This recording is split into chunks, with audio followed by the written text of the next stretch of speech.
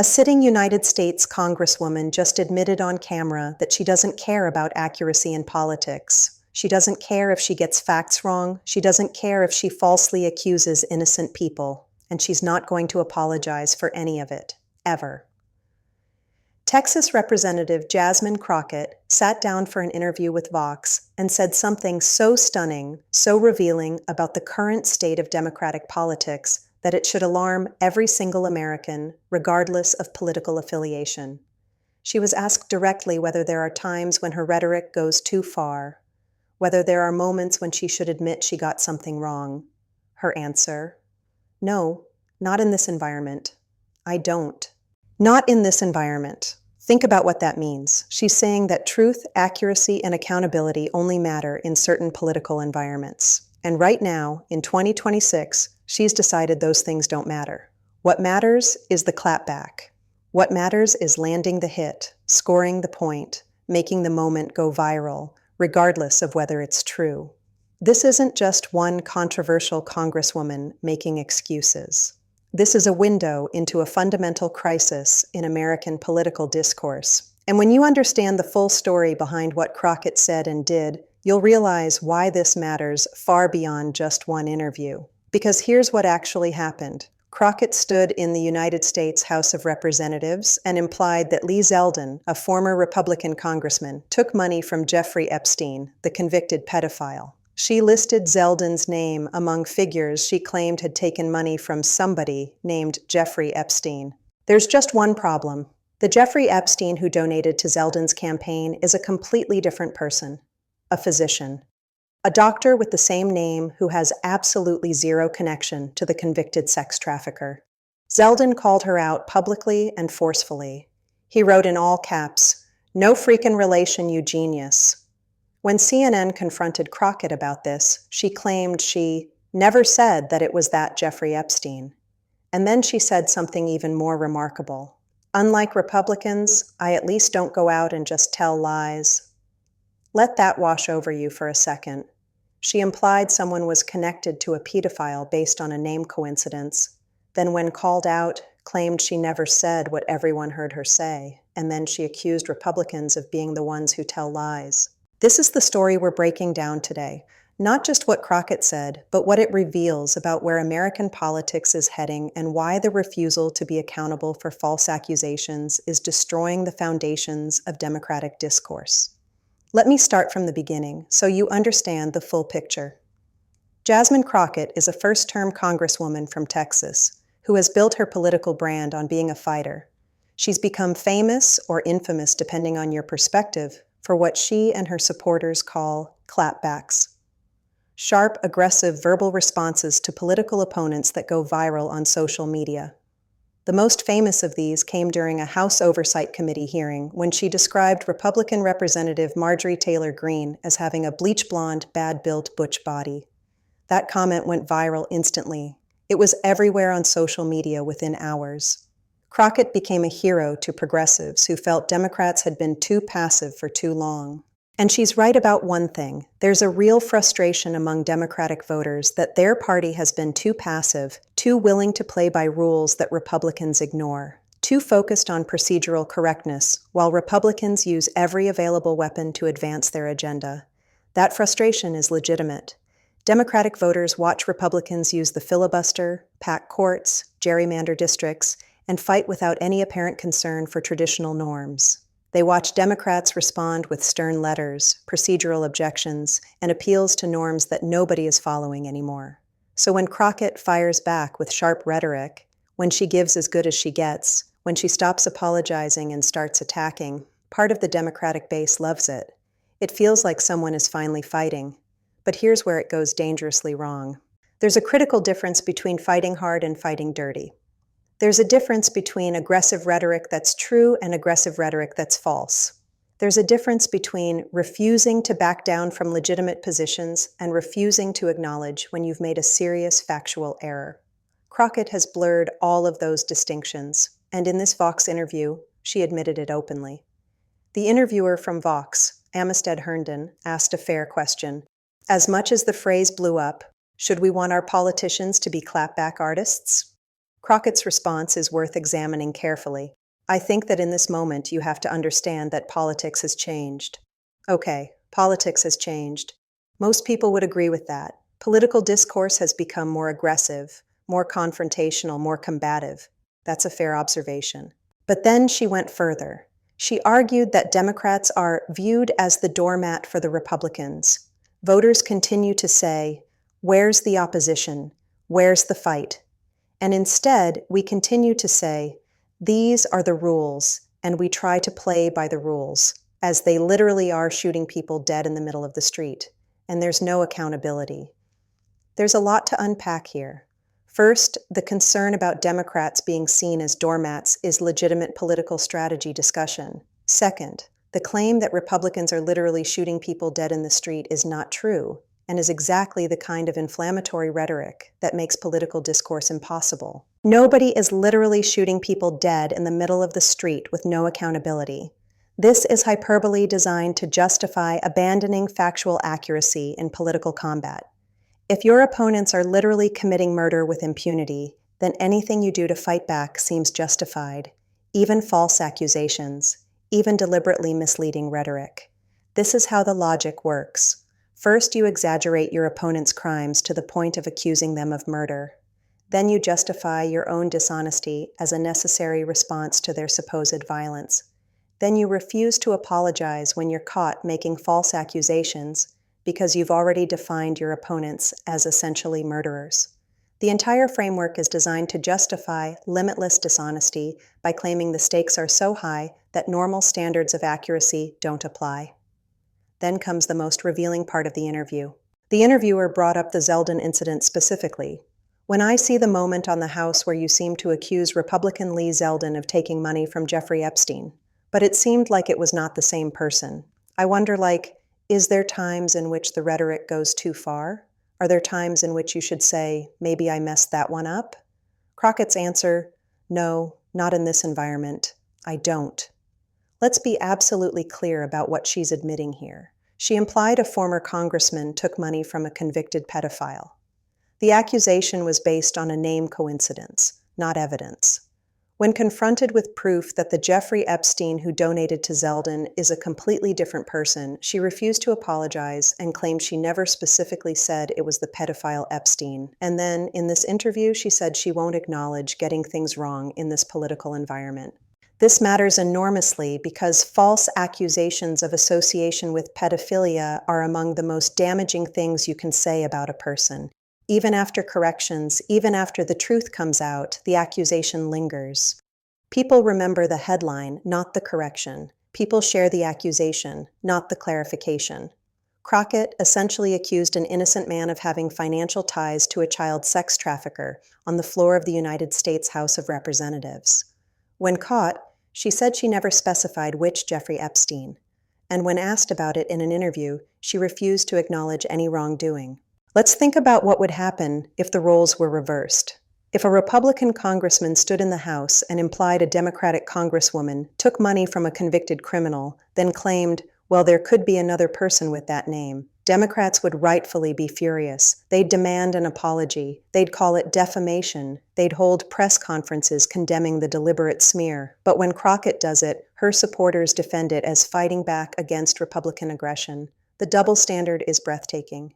Here's what Lee Zeldin actually wrote when he saw Crockett's comments. He posted on X, "Yes, Crockett, a physician named Dr. Jeffrey Epstein, who is a totally different person than the other Jeffrey Epstein donated to a prior campaign of mine." Then in all caps, "No freakin' relation, you genius."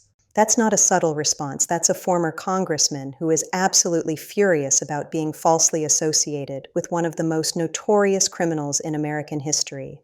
Zeldin served in Congress for years. He ran for governor of New York. He was appointed as EPA administrator. He's a public figure with a reputation, a family, and a career. Being implied to have financial ties to Jeffrey Epstein, the pedophile, even through deliberate ambiguity, is the kind of accusation that follows someone forever.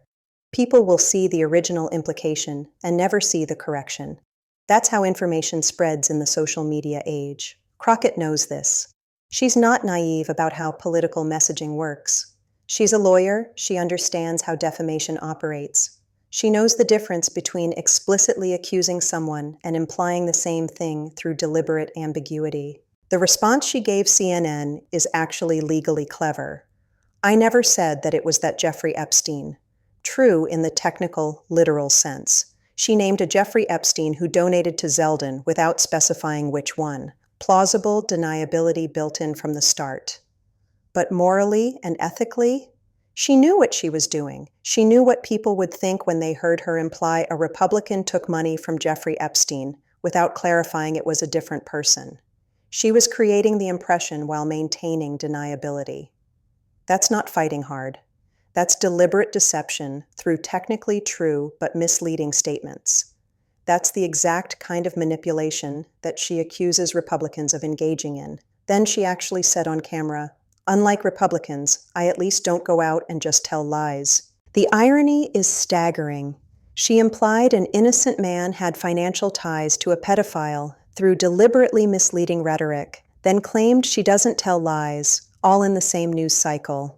This gets to the heart of what's wrong with contemporary political rhetoric on both sides. Everyone thinks their side's dishonesty is justified by the other side's worse dishonesty. Everyone thinks their own misleading statements are legitimate fighting, while the other side's misleading statements are dangerous lies. This creates a race to the bottom where honesty and accuracy become casualties of partisan warfare. Each escalation justifies further escalation. Each clapback justifies a response. Each misleading statement justifies a bigger misleading statement. And meanwhile, actual policy gets ignored. Real debates about real issues get drowned out by viral moments and controversy. The public is less informed about actual legislation, actual governance, actual policy than ever before because everyone is focused on who scored the best line or who made the most devastating social media post. Let's talk about Crockett's political ambitions because they're relevant context for understanding why she's positioning herself as a fighter. In December 2025, Crockett announced she was running for the Senate in Texas.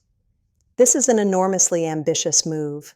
Texas hasn't elected a Democrat to statewide office since 1994. It's one of the most Republican states in the country. But Democrats believe Texas is slowly trending toward competitive. The demographics are changing. Cities like Houston, Dallas, Austin, and San Antonio are growing rapidly with populations that lean Democratic. Latino voters, who make up a huge percentage of Texas, are a contested group that both parties are fighting for. Crockett is betting that her aggressive fighting style will energize Democrats and potentially bring new voters into the process. She wants to be the candidate who finally breaks through in Texas by being the biggest, boldest, most unapologetic fighter Democrats have put up. It's a theory of change. Stop apologizing, stop playing nice, start punching back as hard as Republicans punch. Maybe that fires up enough Democrats to overcome the structural Republican advantage in Texas. But there's a problem with this strategy. The voters who decide Texas Senate races aren't the progressive base. They're not the people who cheer every viral clapback on Twitter. They're moderate suburban voters who fled the Democratic Party partly because of what they perceived as extreme rhetoric. Every time Crockett refuses to apologize for implying innocent people have ties to pedophiles, every time she says accuracy doesn't matter in this political environment, she gives those suburban moderates another reason to stay away from Democrats. She might be great at rallying the progressive base while being terrible at winning the broader electorate. That's the fundamental tension in her political strategy. The comedian referenced in the Fox News article got it right when he said supporting Crockett for Texas Senate is a waste of money. Not necessarily because she's a bad person or a bad congresswoman, but because her particular brand of politics may be perfectly calibrated to lose a statewide Texas race. White progressives criticizing her Senate bid have also been told to sit down and shut up by some liberal commentators, which speaks to another dynamic. The progressive movement has become very reluctant to criticize its own fighters, even when those fighters make serious ethical errors, like falsely implying someone is connected to a pedophile. This is tribalism overriding principle. When your side's fighter makes a mistake, you protect them because they're on your side. You don't hold them to standards. You don't demand accountability, because accountability feels like surrender. But accountability isn't surrender, it's credibility. It's the thing that distinguishes genuine fighters for principle from partisan warriors who care only about winning. When Republicans make false accusations and refuse to apologize, Democrats rightly call it dangerous. When Democrats do the same thing, the response should be the same. Not because of false equivalence, but because the principle of factual accuracy in political discourse matters regardless of who's violating it.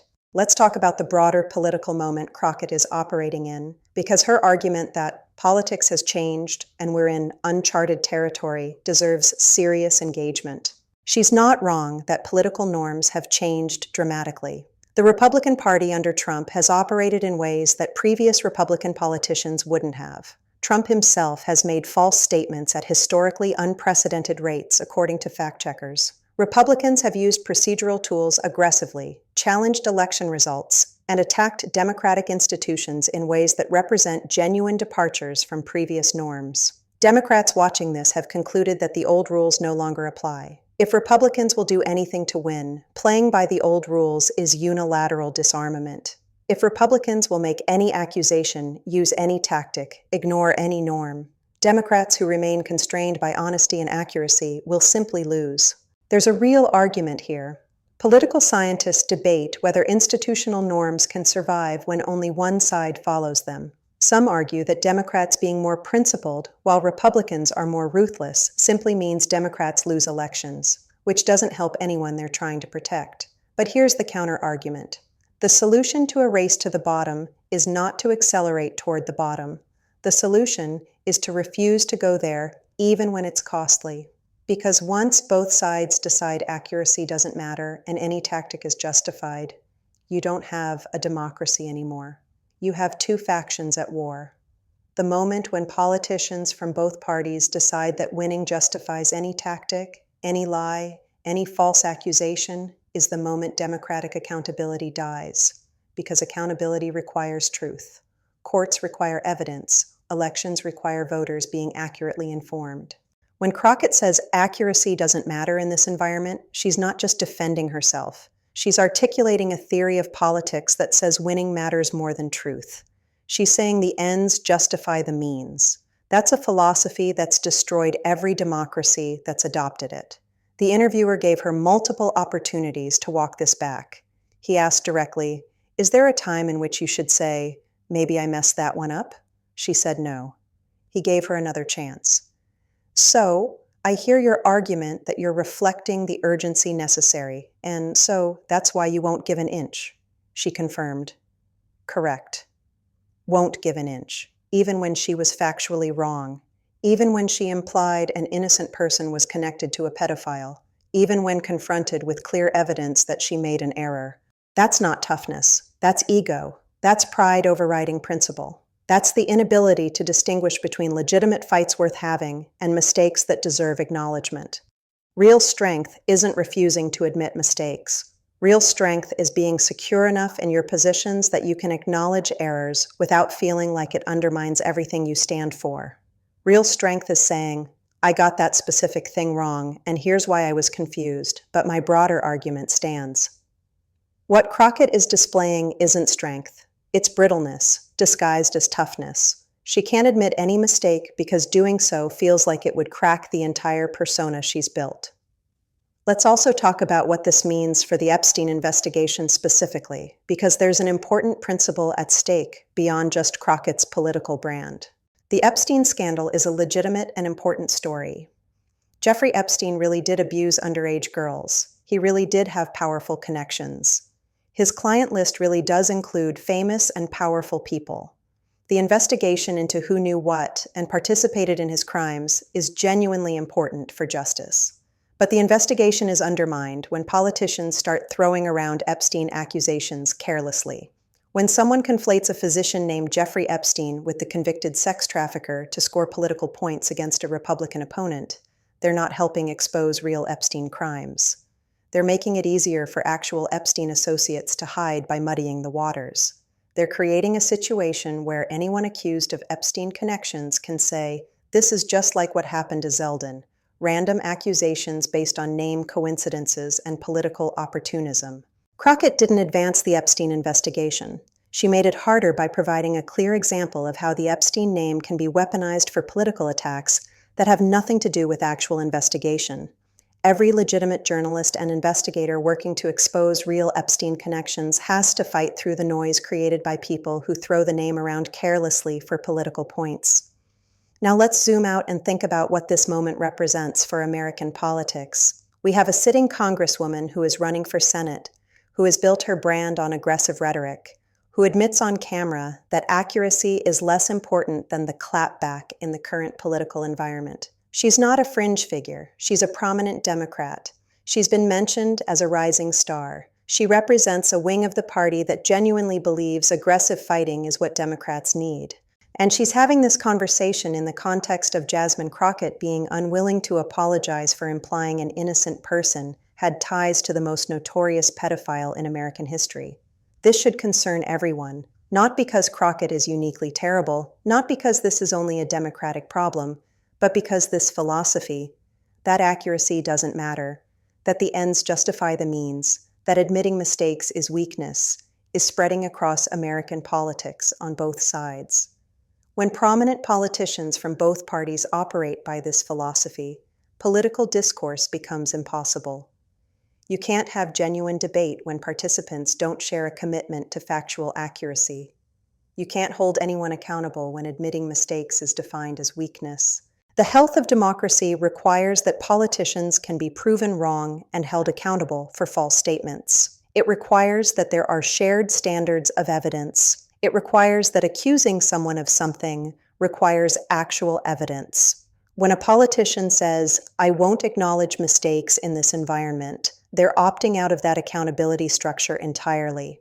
They're saying, "I will say whatever advances my political goals, and I will never admit I was wrong regardless of what the facts show." That's not politics in a democracy. That's propaganda in a one-party state. Here's the bottom line. Jasmine Crockett is a smart, talented politician who has tapped into real frustration among Democratic voters who want their party to fight harder. That frustration is legitimate. Democrats have been too passive in some ways for too long. But the solution to Republican dishonesty is not Democratic dishonesty. The solution to Republican false accusations is not Democratic false accusations. The solution to one side abandoning accountability is not the other side doing the same. When Crockett implies an innocent man has ties to a pedophile and then refuses to acknowledge the error, she's not fighting back. She's adopting the exact tactics she accuses Republicans of using. She's doing what she claims to oppose. She said, "Unlike Republicans, I at least don't go out and just tell lies." But she did tell a lie, or at minimum a deliberate misdirection. She named a Jeffrey Epstein in connection with a Republican opponent, knowing full well that people would think she meant the convicted sex trafficker. When caught, she claimed technical deniability. That's not honesty. That's the kind of technically true but designed to deceive statement that politicians get called out for constantly. The refusal to acknowledge this isn't toughness. It's the same accountability avoidance she criticizes in others. If Crockett wants to be a genuine alternative to what she criticizes about Republican politics, she needs to demonstrate that Democrats actually hold themselves to higher standards. That requires acknowledging mistakes when they happen. Saying, "I won't admit mistakes in this environment," isn't a defense. It's a confession. And it's a warning about where American politics is headed when figures on both sides decide that winning matters more than truth and accountability is only for the other side. The voters watching this aren't stupid. They can see when someone is being evasive. They can tell the difference between toughness and defensiveness. They know the difference between fighting for principles and fighting to avoid accountability. And if Crockett takes this same posture into a Texas Senate race, she'll find that suburban moderates whose votes she needs aren't impressed by a politician who admits she doesn't care about accuracy. Because at the end of the day, voters want someone who fights for them with truth on their side, not someone who fights dirty and then refuses to admit it. That's not what democracy needs. That's what's destroying